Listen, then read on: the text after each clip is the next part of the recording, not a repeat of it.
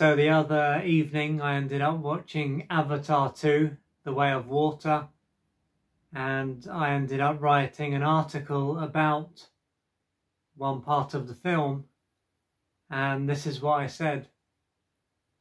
The other night I ended up watching the new Avatar film with a few friends, and I must say that it was spectacular. I watched it in 3D, but I think it would have been even better if I had watched it in 4DX. Throughout the film, a number of parts stood out and had a strong emotional impact on me. One of those moments was when a female member of another tribe said, "I see you," to Jake Sully's youngest son. And another was when Jake also says this to his son. This son feels like an outcast, and as though, no matter what he does, it is never good enough for his father. His older brother, on the other hand, is seen as someone who can't put a foot wrong. He desperately wants his father to accept him and to see him for who he is. But although his father is unable to do this, he meets a girl who is able to see and value him. Unlike his father, who is able to physically see him, but who is unable to attune to how he feels, hear what he has to say and his struggle to be loved, this is someone who can do both.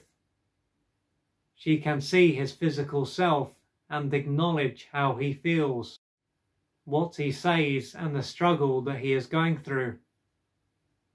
This is because, as she doesn't have the need for him to behave in a certain way, she can accept him as he is. When it comes to his father, he has a need for him to behave in a certain way, and as this is not taking place, he is not happy with him. Now, it could be said that his father just wants what is best for him, and is showing him conditional love so that he grows into a certain type of man. He is then coming from the right place and is not trying to harm him.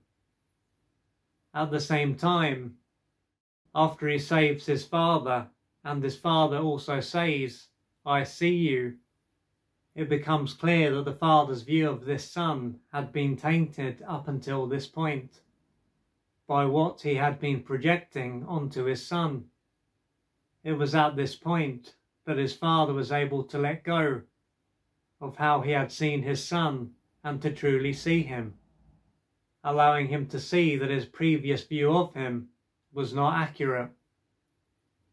It is essential for all children, regardless of what planet they are from, to be seen by their parents, and for both their physical and emotional self to be acknowledged by them in order for them to develop in the right way.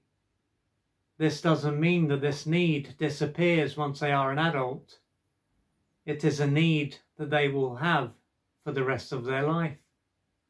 When this need is not met during someone's early years, it can end up being repressed, and they can end up unconsciously trying to be seen by others. This can give them a strong drive to be successful, with this being a way for them to finally be seen. But as they were not seen very early on, they can feel unworthy of being seen and feel unlovable. Part of them will then want to be seen, but a bigger, stronger part of them won't feel comfortable being seen. To resolve this conflict and to let go of the need to be seen by their parents, they will probably have a lot of pain to work through and unmet developmental needs to experience. This is something that will take courage and patience and persistence. I believe that a lot of people will have been touched by the words, "I see you," with them consciously or unconsciously wanting to be seen as a result of not having this need met. But as it relates to them being externally and internally seen, being seen is about far more than them just being told, "I see you." And in the film, Jake Sully didn't just say these words. His whole demeanour changed towards his son for this to take place. Having good eye and emotional sight, so having the ability to empathise with another human being, is key. So if you have seen the film, perhaps when you heard these words, "I see you," that had a big impact on you. And if you haven't seen the film, I highly recommend it. Fortunately, with this article, I haven't really given much away. So if you haven't seen it, I certainly won't have ruined the film for you. But it is a great film, it's very immersive. And there's going to be about 3 more films, I think, so there's going to be a lot more of this to come.